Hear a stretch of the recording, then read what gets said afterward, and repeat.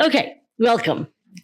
Welcome everyone to the 2025 Ambassador Frank E. Baxter Lecture. Welcome to those of you who are here with us today and all of those joining us online, particularly Ambassador Baxter himself and the Berkeley Liberty Initiative Founders Board, to whom we owe so much in making this a reality. As Dean of the Social Sciences, I'm glad that we have forums like the Baxter Lecture that create the opportunity to listen to one another, to learn from one another, and yes, often to disagree with one another.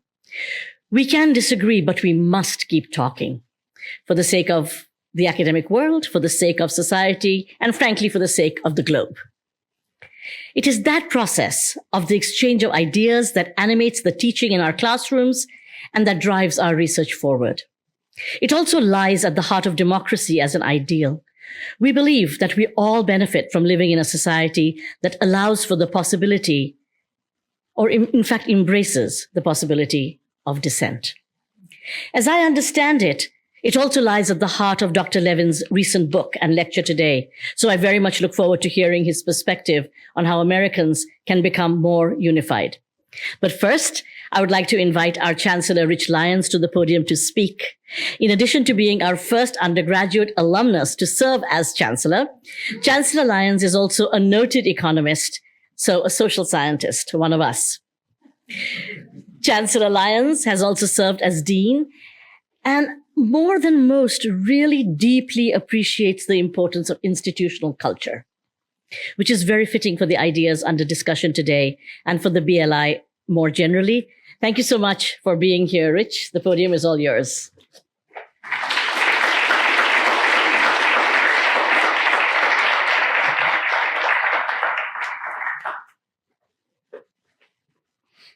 Thank you, Raka, and thanks to all of you for being here. This is an exciting event. I've been looking forward to it. I'm looking forward to this whole effort that we are in together. This lecture and its topic couldn't be more timely, couldn't be more important. Quote, can the Constitution unify Americans? End quote. That's what we're here to discuss. And we have Yuval Levin here, who's traveled from DC to provide this talk. And there's so much of what he's written and done in the past that bears our attention. And today we get to talk about and hear about this most recent work. Frank Baxter, Ambassador Frank Baxter, many in the room know him. I got to know him when I was dean at the business school. He came to me and said, we need a speaker series. We need to open things up. We need more viewpoint diversity. He's been saying that for a long time and we'll continue down that road. It was a long-standing commitment to dialogue, and his vision for establishing what was the Baxter Liberty Initiative and has now become even wider, this UC Berkeley Liberty Initiative, and the importance of this lecture within that. I want to thank the founders of the Berkeley Initiative, Berkeley Liberty Initiative, the board, the staff, the involved faculty for the important work of making sure that all these viewpoints are heard, and more broadly, that there's a culture shift on this campus. I think that's part of the goal here, right? And we are doing that work together. We will facilitate an even more constructive collision of ideas on our campus. I also want to mention my own commitment to open dialogue. I think some of you have heard me say that before. Respect for difference and differing views, diversity of perspective, diversity of experience, freedom of speech, which is as deep as it gets here at Berkeley, institutional neutrality. I've said many times very publicly that I'm taking Berkeley in the direction of institutional neutrality.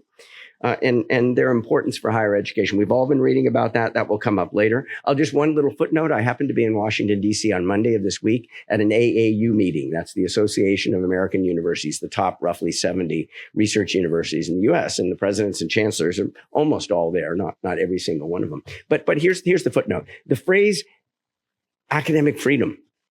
I mean, to those of us in the room who are academics, it's like, got it. I know exactly what that means. You say academic freedom to somebody who's not in the academy, and it sounds like no accountability.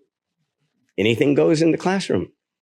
Stuff that's happening in these universities, it just let it rip. It's not a very helpful word. And yet we keep saying we're going to defend academic freedom. It's like it's not heard in a productive way by the people we're trying to talk to. We need to speak into their listening. What is academic freedom? It's freedom It's freedom to speak, freedom to learn, and freedom to discover. Every time you hear me refer or see me in writing referring to academic freedom, I'm going to be talking about freedom to speak, to learn, and to discover, because that's the essence. So this is just, it might sound like a linguistic footnote, but I think we need to connect with people in a different way. I want to invite our own Professor Sean Gailmard, Faculty Director of the Berkeley Liberty Initiative and the Herman Royer Professor of Political Economy, to the stage to introduce the speaker. Thank you all for being here.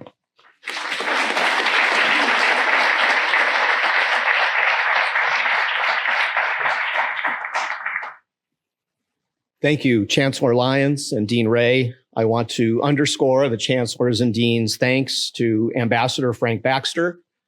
Frank, we miss you. We're delighted you could watch on Zoom. And to our entire Berkeley Liberty Initiative Founders Board, including our chair, Peter Desforges. I've attended these lectures for years, and I've appreciated how they broaden the perspective of our campus community. So when I was asked to consider serving as the faculty director of the Berkeley Liberty Initiative, I seized the opportunity. That was just last summer. Since then, we have added core programs to this lecture that bring the BLI into classrooms and seminar rooms where students and faculty live their academic lives at Cal.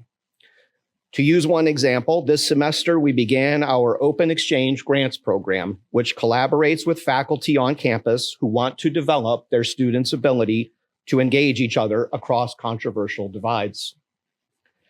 Berkeley needs the BLI because the world into which we send our students does not enforce agreement on established orthodoxies. Our students will constantly interact with people who hold very different views from them as neighbors, as friends and coworkers, as members of our polity. We here on campus must equip our students to expertly navigate a world of differences and to thrive in it. That is a core objective of the BLI. The objective goes beyond students and extends to us faculty as well. We are better for engagement with views that challenge our own positions. This challenge is sincerely supported by my colleagues across Berkeley. I see this routinely in my role as chair of the UC System-Wide Committee on Academic Freedom. But renewal of the commitment to challenge our orthodoxies and exchange constructively across differences can only do us good. That commitment is built into the Baxter Lecture, launched nearly 15 years ago in the hope that it would, and I'm quoting from the original 2011 document, enhance the diversity of voices heard on the University of California, Berkeley campus. It is that vision that animates the Berkeley Liberty Initiative today and gives it such potential as an energizing force for our campus community. Thank you all for being here to participate in that. And many thanks in particular to our speaker today, Dr. Yuval Levin, whom I have the honor of introducing to you. Dr. Levin will talk to us today about the U.S. Constitution's ability to unify people with a wide range of diverse views. Dr. Levin is the director of Social, Cultural, and Constitutional Studies at the American Enterprise Institute, where he holds the Beth and Ravenel Curry Chair in Public Policy. He is the author of numerous books, including most recently American Covenant. He is the founder and editor of National Affairs, contributing editor at the National Review, and a contributing opinion writer at the New York Times. Dr. Levin served as a member of the White House domestic policy staff under President George W. Bush and a congressional staffer at the member, committee, and leadership levels. He holds an MA and a PhD from the University of Chicago Committee on Social Thought. Please join me in welcoming Dr. Levin. Thank you so much. Thank you, Sean. I appreciate that. And my thanks to the Chancellor and the Dean and to all of you for inviting me here on this beautiful spring day. We don't really have a lot of days like this in Washington, so it's a real thrill. And for taking this set of issues as seriously as you do. I'm really grateful to what the Berkeley Liberty Initiative does. I think it's essential. It's necessary on every campus. It's wonderful to see it here, where the idea of freedom of expression as a campus as a campus principle really began. And at a time when that ideal needs to be rediscovered everywhere, I'm glad to see it being recovered here. And the subject that I want to take up is really right on the same set of issues that we've just heard raised by every one of the people we've just heard from. It's really about how a diverse society can hold together and govern itself.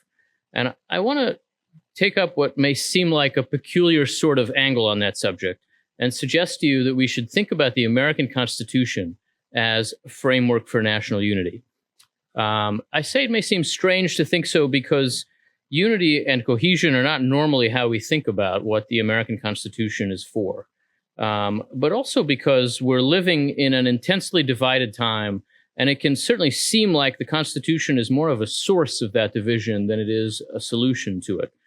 For both those reasons, we tend to associate the American Constitution with the problems of this moment. And there are voices on both the left and the right now who see the Constitution fundamentally as an obstacle to a functional politics in a divided time. And I think they're mistaken. I want to suggest to you that becoming reacquainted with the U.S. Constitution through the lens of national unity is an essential first step toward taking on the problems we face now, toward understanding this moment and understanding our history in ways that could prove to be genuinely constructive. Seeing the Constitution through that lens of cohesion and unity can help us to see what the stakes are in this moment, what we stand to gain by recovering the aims and forms of the American Constitution, and what we stand to lose by neglecting our Constitution, by showing contempt for it, as we have done too often lately. I think we're used to thinking that what we stand to lose is something like the rule of law, so that the alternative to constitutionalism is something like authoritarianism. And of course, there is some truth to that. If we truly test the boundaries of our politics, if we genuinely turn against our system with brute force, that is not as unimaginable as it used to be, unfortunately. And so we have to take it seriously as a real concern. But it's still not, I think, the first thing we stand to lose by treating our Constitution with neglect or with contempt. The first thing we stand to lose is our capacity for cohesion, for accommodation, for coalition building, our capacity for unity in the face of our differences. And that's not a prospective danger, but a present reality of 21st century America. We have already been losing that capacity in our increasingly polarized and embittered politics for decades. And I want to suggest to you that an important part of the reason why is our neglect of the Constitution and our rejection of some of its core premises and purposes. And to see that, we should consider how the Constitution approaches the challenge of unity. That challenge was very much on the minds of the authors and framers of the Constitution. It's the first goal put forward in the preamble, to form a more perfect union. It's the explicit subject of the first third or so of the Federalist Papers, an implicit subject of the rest of them. It was constantly on the agenda of the Constitutional Convention. Unity is obviously not the only purpose of the Constitution, and the preamble goes on to list a series of other very complicated and ambitious aims, but it is a crucial purpose of it. And so the Constitution is, in some essential ways, an answer to the very question that we now constantly find ourselves asking: how can a vast, diverse society hold together and govern itself? Now, if that's right, if this is a core purpose of the Constitution, it would certainly suggest that our era of division is also, in some way, an era of constitutional failure.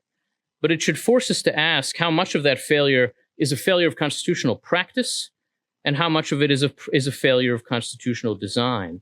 And therefore, whether a renewal of our politics, a restoration of some of our national cohesion might require us to learn something from the Constitution, as well as to learn about how we might do things differently. It should lead us to consider whether there are ways in which the Constitution might be more like the solution than the problem in this moment. To see the Constitution through the lens of the challenge of unity would help us to grasp some very important things about it that are not otherwise obvious, and to understand some facets of our contemporary national challenges that are not obvious either. It might even point to some ways forward. And let me sketch very briefly what it might involve to think about the Constitution through this lens of unity. First of all, to see that the Constitution is concerned with unity and with cohesion is to take notice of a distinct understanding of unity that would be very useful to us now.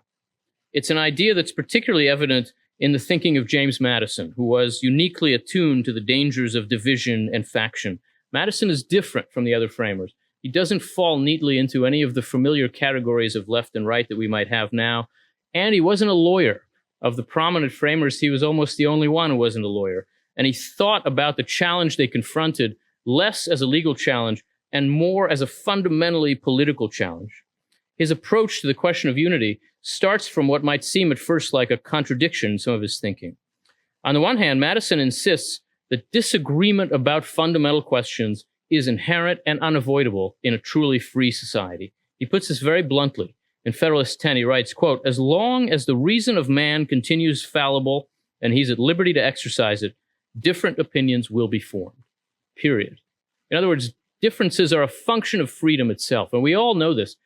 Any experience you've had with any group of people of any size, if you let them speak their mind, they will disagree with each other. That is a fact. So that the kind of idea of unity that's very often now implicit in the rhetoric of our politicians isn't really realistic. That idea of unity says, if everybody agreed with me, this country would be great. And sure, I think that too. If everybody agreed with me, this country would be great. But that is not an option. And given the reality that it is not an option, we have to ask ourselves, how still can this country be great? Even as he stresses this point, Madison, in the very next Federalist that he wrote, Federalist 14, insists that Americans not lose hope about unity and not accept the notion that they cannot live as one society. Hearken not, he says, to the unnatural voice which tells you that the people of America, knit together as they are by so many cords of affection, can no longer live together as members of the same family. So Americans will never stop disagreeing, but should never give up on living as one nation. Unity is achievable as long as we don't expect it to mean unanimity. So then what should we expect it to mean? Embedded in the Constitution is a classical approach to this crucial question, a kind of Aristotelian answer that looks to politics as an arena for coming to agreement about common action. Simply put, in a free and therefore diverse society, unity doesn't mean thinking alike. Unity means acting together. Thinking alike and acting together are very different, and the differences between them are very important for us to understand in our moment. Now, this is not to say that citizens start out with no common foundation or no shared beliefs. Americans are not strangers to each other, and we have some basic principles in common, especially the principles that are laid out in the Declaration of Independence. But although those widely accepted principles impose some general moral boundaries on American political life, there's enormous room for disagreement within those boundaries, even about those boundaries. Our politics is unavoidably organized around those disagreements and requires us to find ways to act together without fully resolving our differences. But that's a formulation that invites, I think, an obvious question. How? How can we act together when we don't think alike? I would suggest to you that the United States Constitution is intended to be a set of answers to that question. How can we act together when we don't think alike? Almost everything that is mysterious and frustrating to many Americans now about our system of government is a function of its being an answer to that question.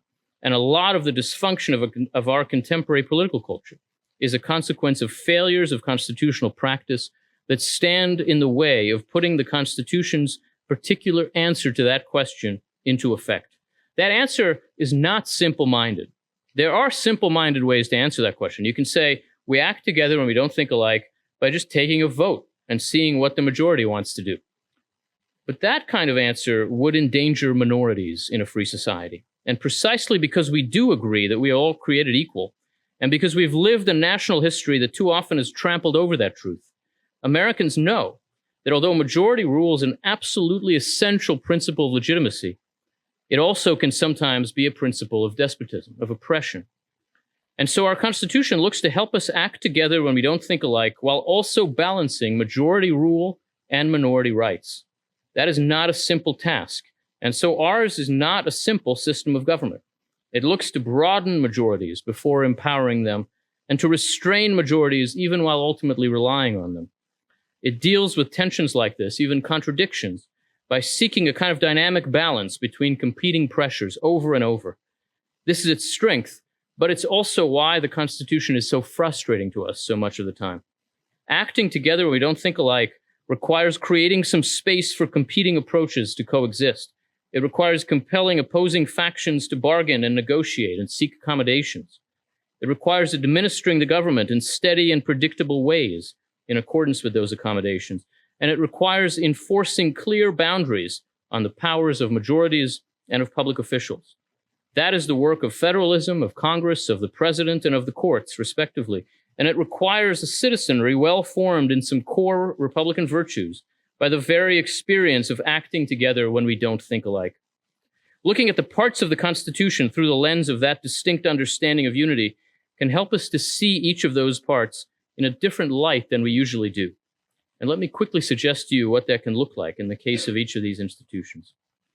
To begin with, it can offer us a way to avoid a common misunderstanding of American federalism. We tend to view federalism now through the lens of decentralization or subsidiarity, and so we think of the states and the national government as layered over each other, and we think federalism encourages us to emphasize the lower layers, the state and local layers. That's a way of thinking about federalism that's very convenient to communitarianism. I certainly resort to this way of talking myself sometimes, but it's not quite right as a way of understanding our system. It would be better to think of federalism as describing parallel governments, not layered ones, and the imperative of unity is a key reason why. Federalism is intended in part to reduce the number and scope of political controversies that have to be resolved uniformly at the national level. It emerged as a compromise at the Constitutional Convention between partisans of a centralized national state and champions of a decentralized confederation. Their dispute ultimately came down to a single core question. Would the national government govern the people directly, with the states serving as administrative districts, the way counties work in most states? Or would the national government govern only the states in a few discrete areas, while the state governments would govern the people directly? Unable to agree on either of these approaches, the convention worked its way toward a novel idea. The state governments and the national government would both govern the people directly, but with regard to different subjects. They explicitly rejected a layered approach in favor of a parallel approach. Broadly speaking, the federal government would govern the economy and diplomacy and defense, which may sound like a short list, but encompasses quite a lot, especially given the scope of economics. And the states would continue to govern everything else, including deploying the core police powers that are most of what government does. This peculiar kind of compound republic, as James Madison called it, can let our national politics specialize in national challenges where we can't avoid the need to decide on one course of action, while state governments can focus on things nearer at hand in their different ways. It allows for a diversity of governing approaches to coexist at once, even to compete, without having to be resolved into a single national approach in most cases. Now, this has never been a simple matter, and in particular, the decision to leave the question of slavery and race to the states proved to be both wrong and untenable, to put it mildly, and ultimately had to be reversed on the battlefield for the sake of both justice and union. The 14th Amendment added the imperative to apply the laws equally to all citizens, to the federal government's relatively limited set of responsibilities, a necessary rebalancing of federalism. And of course, in practice, that has not been simple either, and has taken a very long time to put into effect. But with regard to many other contentious, if less existential kinds of questions, a separation of governing authorities has offered and still can offer a practical means of allowing Americans to live with our diversity while still forging a cohesive national identity. Seen through this lens of unity, what matters most about federalism is this separation of governing authorities, which allows for some genuine diversity in the ends and the means of American government. It may be that we now may have to broaden again the list of issues that belong in the federal purview, but it's crucial that we not combine state and federal authority over these kinds of issues and just use the states as if they were administrators of federal programs, as we've done too often in education and in healthcare, in welfare and elsewhere, to the detriment of our constitutional system and especially of its ability to keep us together. Constructive reforms of American federalism would need to untangle our parallel governments some, not to layer them over each other even more.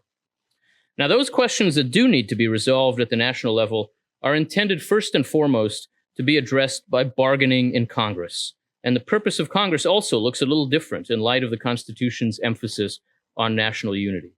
Congress is really at the center of the constitutional system, for good and bad. In Republican government, the legislative authority necessarily predominates, Madison wrote.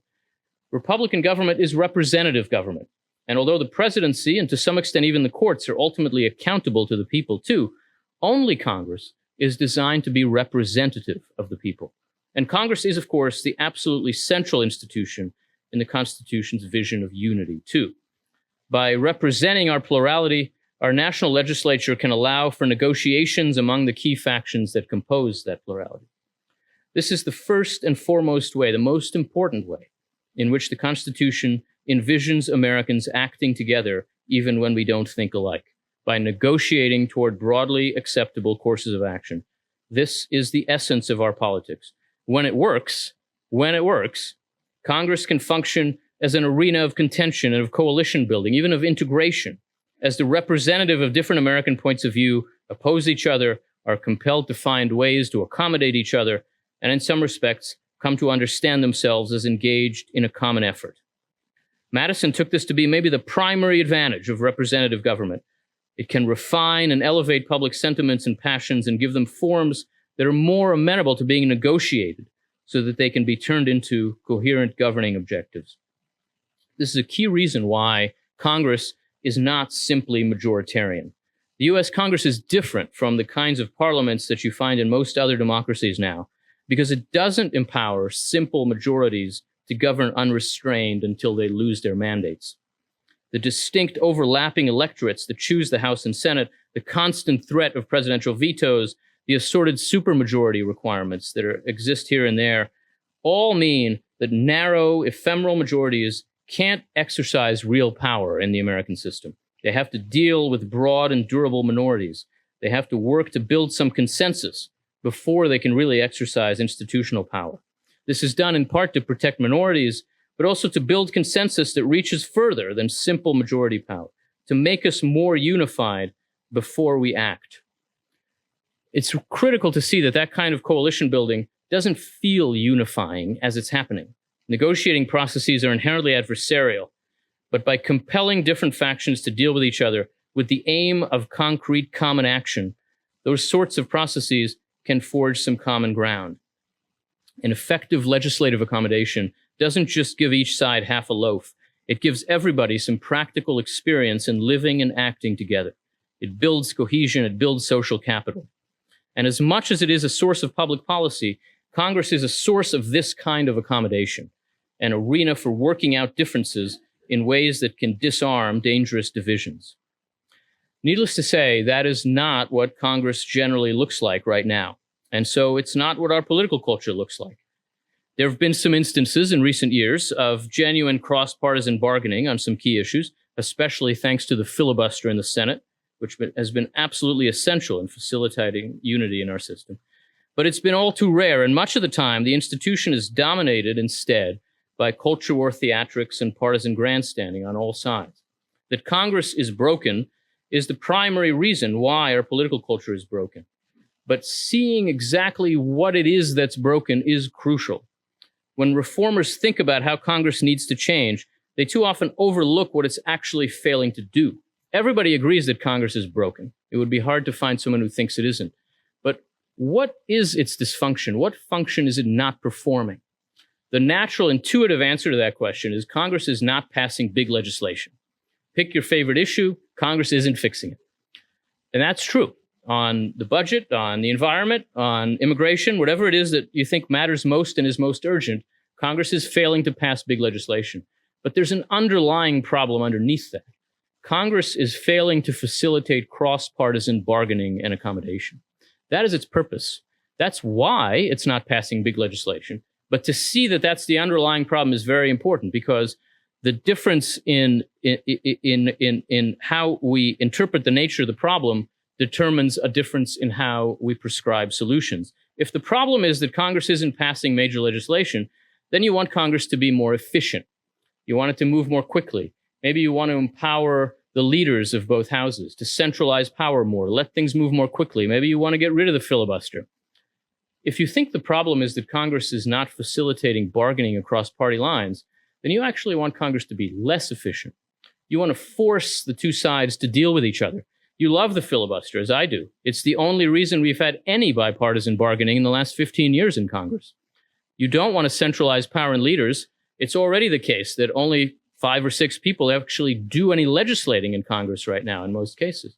You want to decentralize power, allow the committees to do their work. If you see the problem as a failure to facilitate bargaining, then you see that Congress requires some decentralization of power. That's not the solution that comes naturally these days, but I think it's the solution that is absolutely essential in this moment. Too many well-intentioned proposals for reform of Congress out there now are on the wrong side of this basic distinction. I would put the distinction this way. I think that Congress needs to be reformed in ways that make bargaining across party lines more likely, not less necessary. And most reforms of Congress now look to make it less necessary, to let the narrow majorities we have, and we've had the narrowest majorities in the history of Congress for the last 12 years, to let them act on their own.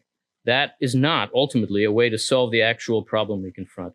And seeing that more clearly could help us grasp how improving our practice of constitutionalism could also build more solidarity in American life.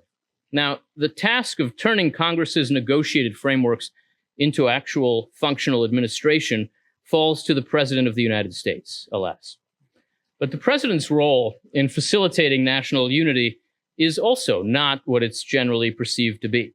Critics of the Constitution are dissatisfied with how inefficient policymaking by bargaining and accommodation can sometimes look, often look to the President to act more decisively on behalf of the whole nation. Some even insist that because the President is the only official elected by a national constituency, the President is also the figure most representative of the entire American public. The White House staff can be heard saying this regardless of who the President is. They're certainly saying it now. But this is totally at odds with how the framers understood the office of the President, and I think with how we should understand it. The presidency is a unitary institution. It can't be a venue for accommodation and bargaining. It's one person. It's the locus of action that's intended both to execute the laws and to respond to demanding practical challenges on behalf of the nation. The framers generally did not view the presidency as a representative office. The chief executive is elected in order to keep him accountable, but no one person could be representative of an immense, diverse society. To imagine that a single person could hold us together by embodying our unity is to assume away our diversity, to suggest that we're already unified, just not adequately represented. That's what a lot of the Constitution's critics implicitly assume, but I think the opposite is closer to the case. Because we are a diverse society, representing us requires a plural institution. But the President does, among his other important functions, have a distinct and crucial role to play in facilitating national unity. He does this especially by providing a stable backdrop for our national life. Stability, consistency, predictability, what Alexander Hamilton called steady administration. Imagine that, steady administration forms the executive's distinct and crucial contribution to the unity of our society. Stability is absolutely essential to social peace. It's impossible to make plans without it. It's impossible to think about the future without it. Stability is not stasis. It's not staying in place. The president is expected to give a steady direction to our politics, even to some extent to Congress's work, to set some general priorities, to propose some legislative measures, to veto ones that he disapproves of. But in doing all of that, his chief purpose, beyond defending the nation, is to turn Congress's negotiated directives into steady, consistent administrative action. The framers' emphasis on that particular point is really unmistakable, and it's really unfamiliar to us now. It's just not at all how we think about the president's role today. We've come to see the president as the leader of a political party and ultimately as the chief actor in the theater of our politics. And the huge apparatus of agencies that has come to be built up around the president, what's come to be called the administrative state, too often functions now as a kind of substitute legislature that's maybe less slow than Congress, but not less partisan. All of that undermines the work of steady administration and the capacity of the president to provide some unity and civic peace. It means that our elections determine everything. After a presidential election, there's a sudden, sharp shift of direction. And that's exactly what the Constitution tried to avoid. The idea that a newly elected president will spend half his time undoing all of his predecessors' administrative actions, and the other half taking administrative actions that his successor will undo, is not how the presidency is meant to function. And reining in the administrative state is therefore not just a matter of constraining government power. It would offer us a way to recover the capacity of our governing institutions to forge some of the common ground that we lack, the capacity of the presidency to secure a stable backdrop for American public life. The courts, finally, are also essential to making greater unity possible, but again, not quite in the way that we might imagine. The service they provide on that front is not the resolution of disputes in our free society. Obviously, courts do resolve disputes. That's what they do. But they're intended to resolve disputes over what the law is, not what it should be. And so they're not the proper venue for mediating among competing visions of the public good in American life. Our great public disputes over what the law should be resolved through the work of the legislature, above all, and in a very different way than how courts resolve disputes. And what the courts do then is make sure that those negotiated frameworks of law are carried out properly. So the most valuable service that the courts can provide to the cause of national unity is in their policing of the rules and boundaries of constitutionalism. The federal courts have enormous counter-majoritarian power, which makes them inherently dangerous to a democratic republic. It's absolutely crucial that power like that be used to guard the structure of our system of government, to keep elected officials focused on their proper work. That's a restrained role for the courts and also a restraining role. And it's going to matter enormously in the next few years. Playing that part properly is going to require what Alexander Hamilton, Federalist 78, called an uncommon portion of fortitude in the judges to do their duty as faithful guardians of the Constitution. That assertively restrained role is the role that the conservative judicial revolution of the past generation has insisted that judges should play. The right may well be in the process of forgetting that role and its limits now, but the courts must not forget it. They'll need to be assertively restrained in the coming years if they're going to play the part required of them to sustain the possibility of a unifying constitutionalism in America. The temptation to use the power of the courts to decisively resolve divisive political disputes is, of course, enormous.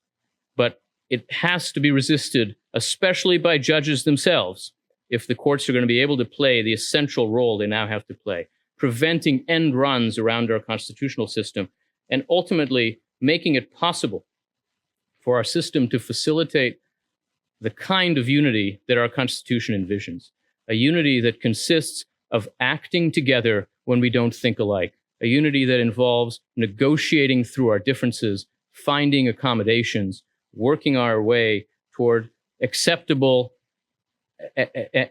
bargains of public policy in a country as divided and as diverse as ours.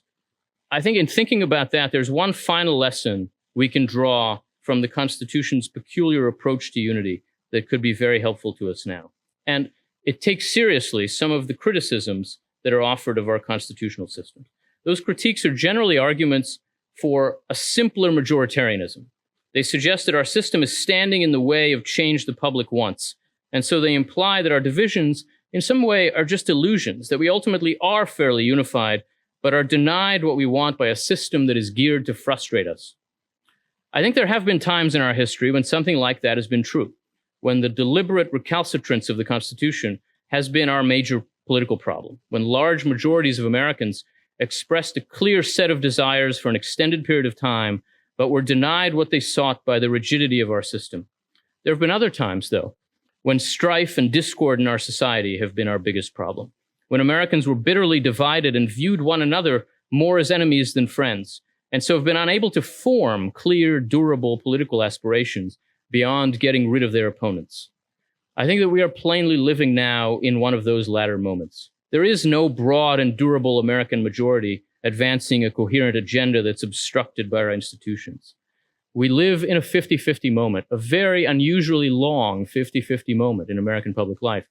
And what we should seek from our system is not a way to empower our tiny little 49% majorities, but a way to form broader majorities, to build bigger coalitions. That is, in fact, exactly what our Constitution was built to do. And to allow it to function, to put Congress at its center, not the president, to think about its purpose as facilitating negotiation and accommodation, could help us to enable the Constitution to serve its fundamental purpose, could help us to see again what that purpose is and what the potential of our politics is. And so in this moment, the Constitution looks much more like a solution than the problem. This is a moment that tempts us to repudiate our inheritance, but that actually requires us to renew it. Americans are often angry at our Constitution now because we sense that it's broken down. But if we could see that we have broken it, we could see that it needs us if it's going to serve us better. By rising to repair it, we could enable it again to repair our society, to bring us a little closer together, as it was made to do. The work of healing our divisions should start with a reacquaintance with our Constitution. Thanks very much. The first question, there have been over 12,000 attempts to amend the Constitution since 1788. Why have there only been 27 amendments passed? Is the process working to make government efficient? Yeah, thank you. I think that's on. The Constitution is, I think, appropriately difficult to amend. The purpose of it is to provide a general framework for American public life, not to settle policy questions. That's done by our politics, by elections, by Congress, by state legislatures, but to establish the structure, the framework of American political life. I think what happens when a constitution is easy to amend is what has happened in most of the states over the last 100 years, where the Constitution, the state constitution, comes to be 150 pages, 300 provisions, specific tax rates are set, specific roles for boards of education. I don't think any of that is necessary in the American Constitution. Now, that's not to say that there aren't changes necessary in the American Constitution. It is to say that those changes should prove themselves necessary by being desired by a broad majority for a long time. There's room to argue about how broad. It's very hard right now to imagine a majority that would consist of 2/3 of both houses of Congress, 3/4 of the state legislatures. But it has happened after moments like this, when it has seemed as though the structure of the Constitution has been what stood in our way. There have been periods of constitutional amendment in our history, followed by long stretches of failed attempts to amend the Constitution. So after the Bill of Rights and the 11th and 12th Amendments, which were sort of jiggering with the structure of the Constitution, you went through a long period, 50-year period, with no constitutional amendments until after the Civil War. After the Civil War amendments, 13th, 14th, and 15th, you went through an even longer period, 65 years, without any constitutional amendments, and then a series of progressive era amendments. We've now gone through another period of, I would say, 50 years. The 27th Amendment isn't a real amendment. It was sort of done to celebrate the Constitution's birthday, the 200th anniversary. The real last amendment was giving 18-year-olds the vote. That was a long time ago, in the 1970s. But how long ago? About as long ago as these stretches of between constitutional amendments have been. What's happened in those stretches, if you think about the period that precedes the Progressive Era, or of course the period that precedes the Civil War, are periods of breakdown, of dysfunction, that gradually amount to an argument for some specific, discrete set of changes in the Constitution. I don't think we have arrived at that point. I don't think we have a problem to which the solution is clearly a constitutional amendment. I can imagine some amendments that might be helpful. I would, for example, make it unconstitutional for anyone who's ever served in the Senate to run for president. I think it would dramatically improve both the Senate and the presidency. I'm not sure that's going to get a majority in the Senate, but okay. I don't think any change like that at the moment is what's necessary. And I would also say, even if it were a little easier to amend the Constitution, we wouldn't have majorities to do it now. Look, we don't have majorities to do anything now. Our problem in this moment is the absence of durable majorities. What's really distinct about 21st century political life is not polarization, but deadlock, right? We have a two-party system. They're polarized. They hate each other. That's what they do. But they are both at 50% for 25 years is extremely unusual. It is a real breakdown of the American party system. And we have to ask ourselves, how do we get to a place where our party system produces more durable majorities? I don't think a constitutional amendment is a way to do that, because you can't get to a constitutional amendment until you've resolved that problem first. I wouldn't call it naive, because that was the view of the framers of the Constitution. they really hoped that we would not have a party system. They really believed that we might not have a party system. And then the Constitution got started, and within about 5 minutes, those very same people created a party system. And I think there's a reason for that. There's a need that political parties meet in a democracy. They organize the work of democracy majority making in a way that would be very hard to do within the political system. Someone has to choose who will run for office. There has to be an organized way to filter the choices that the public confronts. And in every modern democracy, a party system has arisen to meet that need. The American party system for a long time was able to function as a pretty good fit for the American constitutional system. The evolution of a two-party system, I think, served us well. I think the two-party system still serves us better than a multi-party system probably would. But at this moment, the American party system is not functioning well. There's no way around that. I think the parties have to ask themselves what changes they need to make so that they can do their jobs better. But for that to happen, the parties would first have to recognize that they are currently failing. And the strangest thing about this moment in American political life, about 21st century politics in our society, is that both parties have lost every election for 30 years, and neither of them can see it because the elections have been so close. Right? To win the presidency with 49% of the vote and then say, this is a new mandate, it's a new era, we've won a new American coalition, which is what happened after the last election and after the previous election by both parties. Both presidents came in having won a little tiny majority saying, this is a new era in American life. We keep doing this. And when you do that, you turn off the voters who just barely tolerated you, and then the other guy wins by a little tiny majority, and he does the same thing.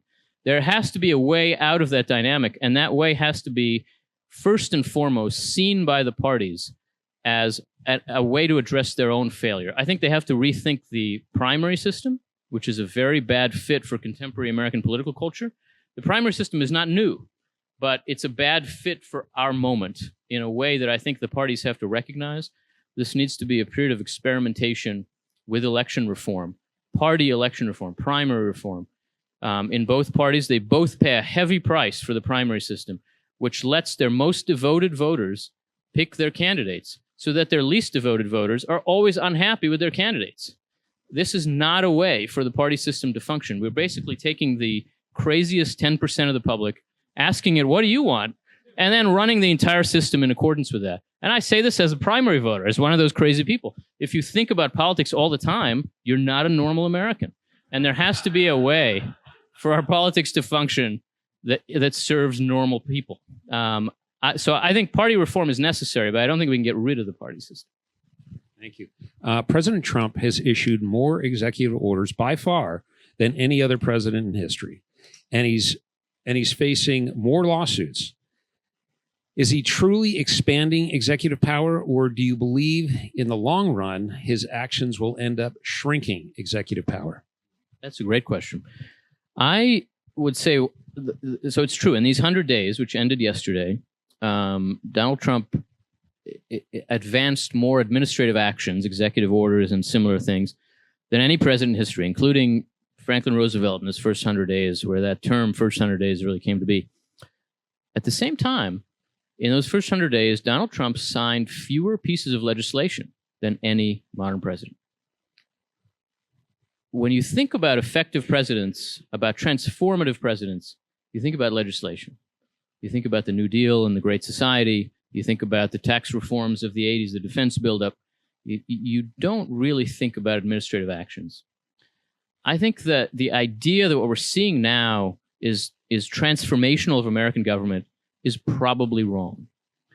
And that what we're seeing now will prove to be much more ephemeral than it seems. A lot of it has already begun to be reversed or rolled back. A lot of it is less than meets the eye anyway, because what is an executive order? An executive order is a statement by the president to the people who work for him. It's within the law. It cannot create new authorities. Every executive order at the end of it has this weird sentence that after declaring all this stuff, they say this doesn't create any new authorities. Well, they have to say that. That's the structure of our Constitution. And so executive orders are almost inherently less than meets the eye. And we're also seeing the president force some questions that have been left constructively ambiguous for a long time about executive power, force those questions to be resolved in a discrete, concrete way by the courts. He is not going to like the way a lot of those are resolved. The current Supreme Court, in relation to executive power, has to be understood because its view is very complicated. This is a court that believes in the unitary executive, which means the president runs the executive branch. The president is the executive branch. Everybody who works for the executive branch works for the president. So in that sense, they believe in a strong president. It's also a court that's very devoted to the separation of powers and that doesn't believe the president runs our government. The president runs the executive branch, but not our government. We're going to see a lot of questions of executive power in the next few years that will require us to keep that distinction in mind. So that if the question is, can the president hire and fire people? Can the president let some 21-year-old run the Treasury's finance system? Yes, the president can do that. He's the CEO. When the question is, can the president ignore a congressional appropriation? Can the president dismantle a congressionally legislated agency? The answer is going to be no, over and over and over. And ultimately, resolving these ambiguous questions about presidential power could well leave the presidency as an institution weaker and not stronger after this period of intense energy in the executive. I think that's likely where this is going, but obviously it's a fool's errand in this moment to really predict where things are going. It'll be interesting, particularly given the majority in the court right now, where things end up. This goes back to the last comment that we were talking about. It seems like Congress is so dysfunctional, partly because many of the representatives are afraid to be primaried if they try to work across the aisle. How would you address this? Ranked choice voting? Yeah, I think it's true. Members are very afraid of being primaried. They shouldn't be. Very, very few members, sitting members, ever lose primaries in either party. But all of them are terrified of being challenged from the more activist wing of their own party. I think the problem this creates, as I suggested before, confronts the party system with a tremendous challenge. And what it requires, in my view, is some experimentation with candidate selection. I think there's room to try ranked choice voting in primaries. Ranked choice voting in general elections doesn't actually strike me as a good idea. I think it weakens the party system in a way that would make our problems worse. But in primaries, ranked choice voting can be very useful. It can allow the party to come closer to its broader electorate rather than to the narrow primary electorate. It's worked in some places in the primaries, in Virginia, to some degree, a mixed degree in Alaska. But I'm not sure that's the solution. And I don't pretend to know the solution. Our system is decentralized in a way that allows for experimentation. And the party system in our history has often been pretty good at experimentation. Primaries, for example, were an idea that was only tried in the South for 120 years in America. It made sense in the South. It didn't make sense in California and Wyoming, so it wasn't done here. Well, now it is. And it's time, again, to try something different, to ask yourself, what do we need where we are? Whether that's in a competitive state, whether that's in a very partisan state, the answer is going to be different. So I think this is a time for experimentation. There's very, very little structural experimentation in American political life now. And I think there's room for a lot more of it. Okay, this is our last question. The letter signed by over 400 university chancellors and presidents, including our very own Chancellor Lyons, was titled "A Call to Constructive Dialogue." It's interesting because nowhere in the media, by the way, have I seen that title, the constructive dialogue piece of that. So the question is there any hope that constructive dialogue can happen given the polarized world that we're in right now? You can already see people taking camps on both sides of the issues going on in our universities. Is there hope, and where is that hope? Yeah, well, there's hope, but hope is a start. Hope is not a strategy; it's a disposition. And I think it's the right disposition always toward American government because our system is built to facilitate disagreement, and we certainly have disagreement. I think that the tension now between our leading research universities and the administration is in a place that makes it very difficult for constructive conversation to begin, because there's been a set of actions from the administration that, to my mind, seem frankly illegal. Whatever you think about the universities, and whatever you think about the policy changes the administration is trying to drive, and I think some of them are good, many of them are, the way in which it is being done, by changing the terms of federal grants in retrospect, by making demands that plainly violate the First Amendment, this is not a way to engage in any kind of negotiating process. I think some of that is going to get addressed in the courts. Some of it will happen fairly quickly. And after that, there will be some need for some bargaining and negotiation. Universities in our society play a fantastically important role. They are necessary for the flourishing of our society, but they also have obligations to our society. And they have not always been living up to those. And among those, by the way, is a commitment to free expression, to a diversity of views. I think there is room between the representatives of the American public and the administrators of key American universities to work this out, to negotiate some, to bargain. There's a lot of money on the table, and money can be a way to drive change. That's fine. That's appropriate. But it has to be done in ways that respect the law and that respect the people involved, and that see that everybody's bringing something very significant to the table. This is not simply an adversarial process. This is ultimately a way to try to make our country stronger. I don't think that's been the attitude on either side of the table for a long time. My hope is that what's started here, and I use that term hope, that what has started here can lead in the direction over time of some constructive dialogue. It's going to take some less constructive confrontation first, and oftentimes that's just the nature of our system, and we have to see how it pushes this forward. Well, thank you so much. This has been a great speech. I do want to do a quick pitch for BLI, the Berkeley Liberty Initiative. We are a group of founders, but we're looking for more. Participation on any level is greatly appreciated to fund these type of events. We've got a lot of stuff going on campus to bring diversity of thought onto the UC Berkeley campus, and we love to have more partners involved with that. So if you have any interest in that, Eric is here and can talk to you about what the opportunities are to get involved. So thank you very much, everyone, for being here today.